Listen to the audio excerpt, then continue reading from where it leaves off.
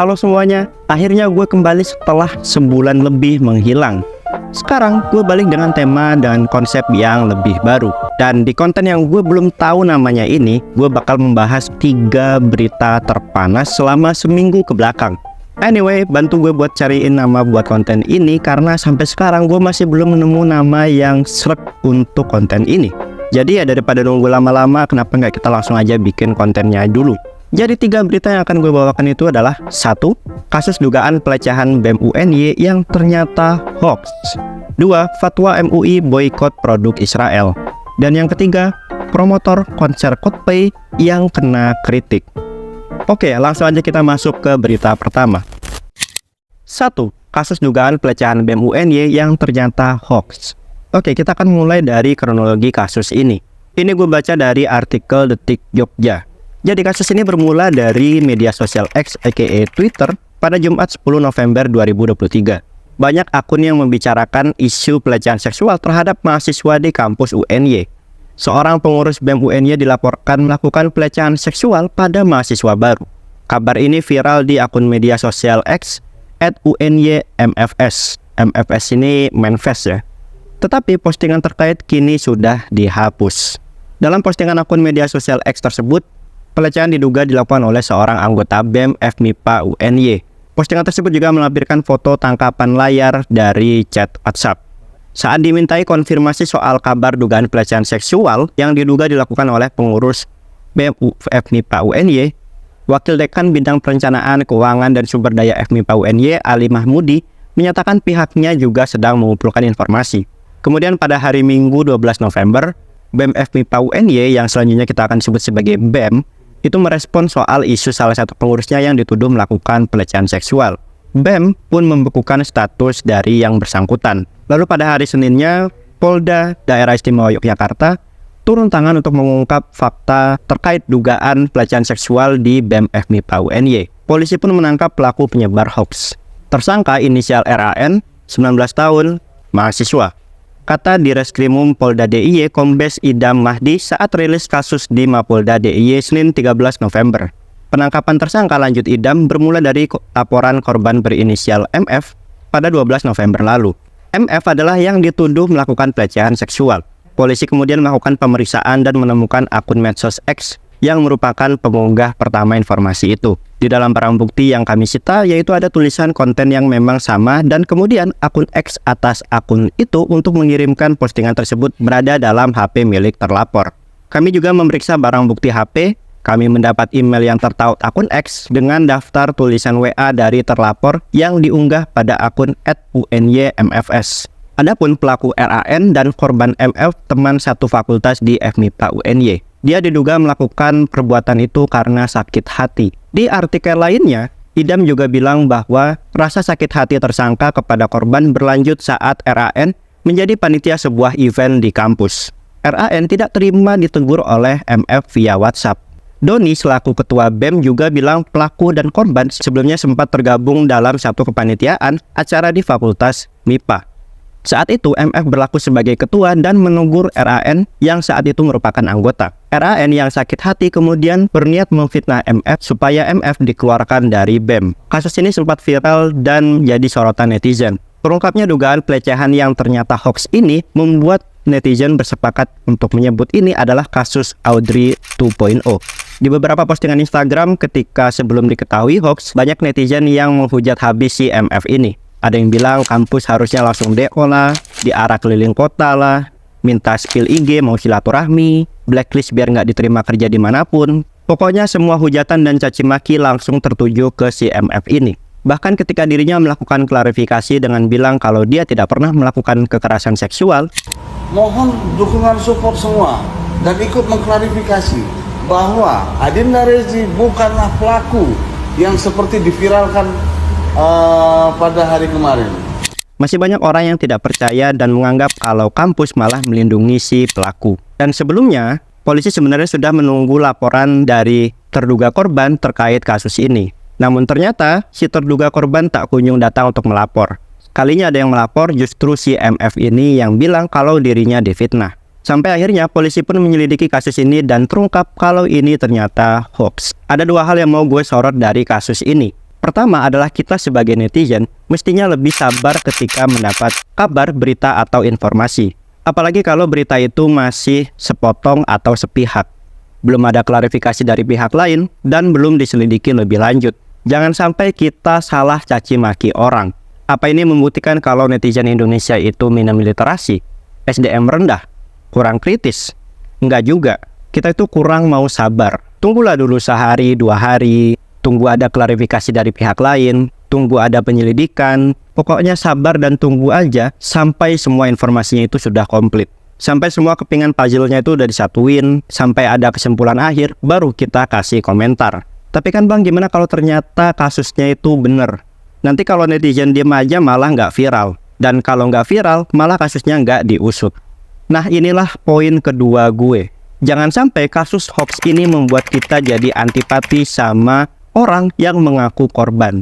Apalagi yang terkait dengan kasus dugaan pelecehan seksual. 1. Kasus pelecehan seksual memang salah satu kasus yang sulit untuk dibuktikan. 2. Sedikit sekali orang yang mau mengaku dan melapor karena takut nama baik keluarga rusak atau takut karena diancam. Itulah kenapa kita harus selalu membela orang yang mengaku mengalami pelecehan seksual. Sekali lagi ini terlepas dari kasus hoax BEM UNY.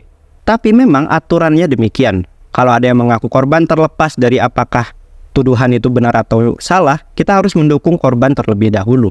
Akan tetapi dari kasus ini kita belajar bahwa kalau kita mau membela korban, tidak serta-merta berarti kita menghujat si pelaku secara membabi buta.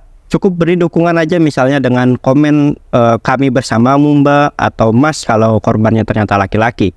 Ingat kalau laki-laki juga bisa jadi korban pelecehan seksual loh. Apapun itu, tapi kita orientasinya adalah mendukung korban agar mendapat keadilan, bukan menyerang pelaku. Karena gue pribadi takut kalau dampak dari kasus ini membuat kita antipati sama orang yang spill ke medsos ngaku pernah dilecehin. Makanya gue benci dengan kasus hoax seperti ini, memanfaatkan simpati netizen dengan playing victim untuk menyerang orang lain, yang nantinya malah membuat orang yang sudah mengumpulkan keberanian buat spill berujung gak jadi, karena takut dikira cuma fitnah belaka. Gue rangkum lagi. 1. Kita harus sabar ketika dapat kabar, tunggu sampai dapat info yang utuh. Dan yang kedua adalah, jika kedepannya ada yang mengaku korban tindakan apapun, kita orientasinya adalah membela dan mendukung korban tanpa menghujat dan mendiskreditkan pelaku secara membabi buta. Oke? 2. Fatwa MUI boikot produk Israel. Mari kita mulai dengan kronologi. Gue baca dari bisnis.com. Majelis Ulama Indonesia atau MUI mengeluarkan fatwa terbaru terkait produk pro-Israel atau merek yang terafiliasi dengan negara tersebut. Dalam fatwa MUI nomor 83 tahun 2023 tentang hukum dukungan terhadap perjuangan Palestina, MUI mengimbau atau merekomendasikan umat Islam untuk menghindari transaksi dan penggunaan produk pendukung Israel. Mendukung pihak yang diketahui mendukung agresi Israel, baik langsung maupun tidak langsung, seperti dengan membeli produk dari produsen yang secara nyata mendukung agresi Israel, hukumnya haram. Begitu kata Prof. Niam saat menyampaikan hasil fatwa MUI, dikutip Senin 13 November 2023. Melansir akun media sosial X @BDS Movement, ada beberapa produk disebut pro-Israel seperti Starbucks, Pizza Hut, McDonald's, Puma, hingga HP. Namun belum dikonfirmasi lebih lanjut apakah produk-produk di atas merupakan buatan Israel dan terafiliasi dengan Israel atau tidak. Sementara itu, Direktur Utama LP POM MUI, Muti Arintawati, mengatakan fatwa MUI tidak berarti menghilangkan status halal menjadi haram pada produk-produk yang diklaim terafiliasi Israel. Dia pun menegaskan bahwa kehalalan produk telah ditandai dengan adanya sertifikat halal dari BPJPH yang dikeluarkan atas dasar ketetapan halal MUI. Lewat ketetapan tersebut, maka status halal secara zat kandungan masih berlaku. Dalam hal ini, dia pun meluruskan bahwa fatwa MUI nomor 83/2023 merupakan larangan untuk mendukung agresi Israel ke Palestina. Artinya, haram yang dimaksud yakni segala hal yang berupa aksi dukungan terhadap serangan Israel ke Palestina. Zulkifli Hasan, Menteri Perdagangan Republik Indonesia, menyatakan pihaknya membebaskan masyarakat yang ingin menghindari ataupun mengkonsumsi produk Israel maupun produk yang diduga terafiliasi dengan Israel di Indonesia. Kendati membebaskan aksi boikot, Zulhas pun masih meragukan dampak boikot produk Israel untuk meredakan peperangan di jalur Gaza tersebut.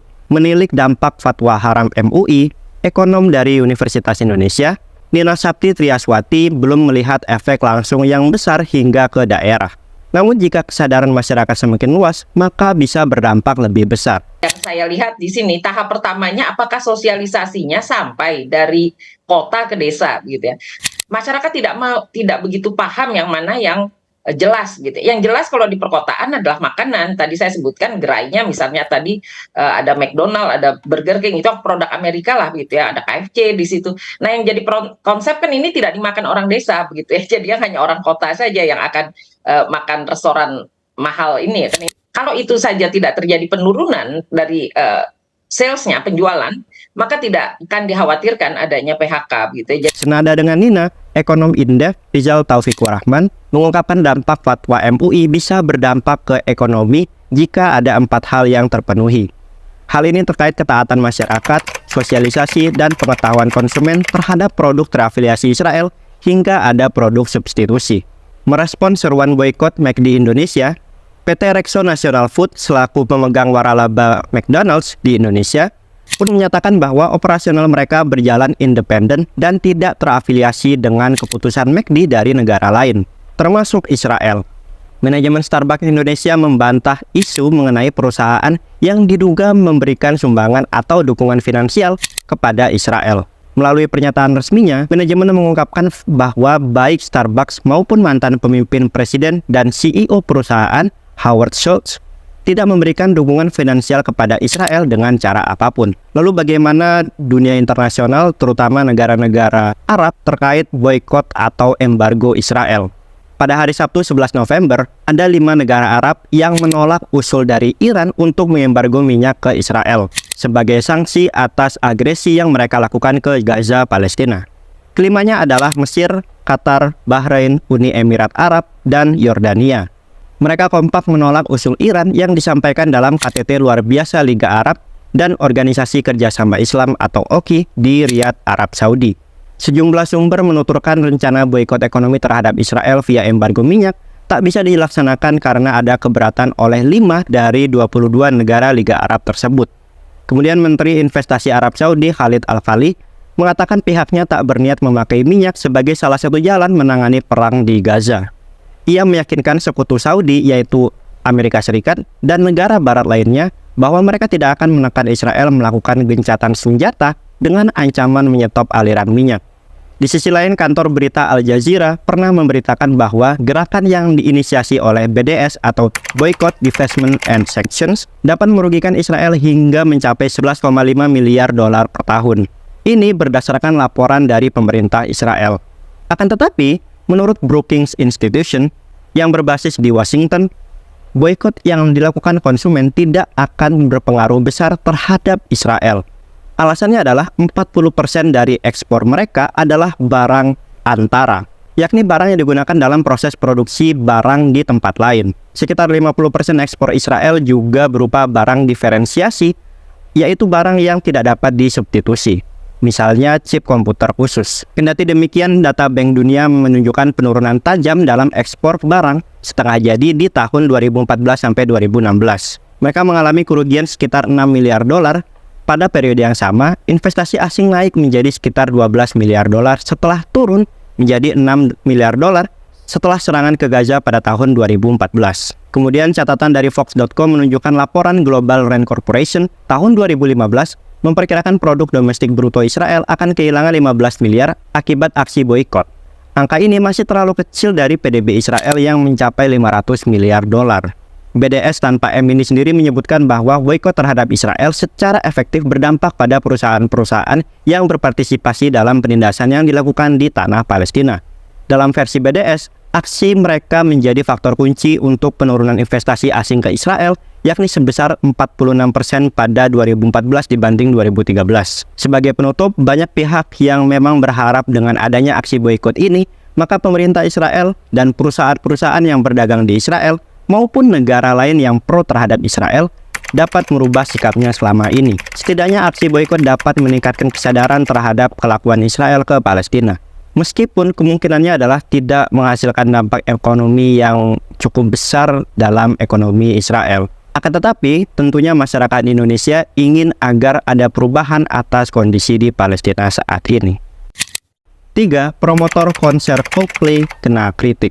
Konser Coldplay yang diadakan pada hari Rabu 15 November 2023 dinilai amburadul oleh banyak penonton karena sebagian dari mereka tidak mendapatkan akses masuk dan pelayanan yang seharusnya didapatkan oleh pemegang tiket. Kasus ini bermula ketika beberapa penonton konser Coldplay berniat untuk menukarkan e-tiket mereka agar bisa mendapat akses masuk ke dalam stadion GBK. Sayangnya banyak dari mereka yang gagal masuk ke stadion, padahal konser sudah dimulai. Panitia beralasan tiket asli yang dibawa penonton itu tidak bisa di-scan karena sudah dipindai sejak awal. Sementara itu beberapa akun X mengatakan kalau mereka tidak bisa masuk karena tiket resmi seharga 5 juta yang mereka bawa sudah dipakai melalui barcode scan atau istilahnya adalah double scan. Mereka mempertanyakan tugas panitia screening tiket apakah petugas tidak memeriksa tiap identitas pemilik tiket yang masuk. Curhatan di medsos X ini menambahkan, parahnya lagi ada pihak panitia yang meminta dirinya untuk ikhlas saja. Tidak hanya sistem antre masuk yang dikritik, penempatan lokasi stand makanan yang cukup jauh membuat penonton mengeluh. Penonton meluapkan kritiknya di sejumlah platform sosial media seperti Twitter atau X. Persoalan tiket dan pelayanan buruk para pihak pelaksana semakin tampak jelas di video unggahan @asterisk_scrm_nl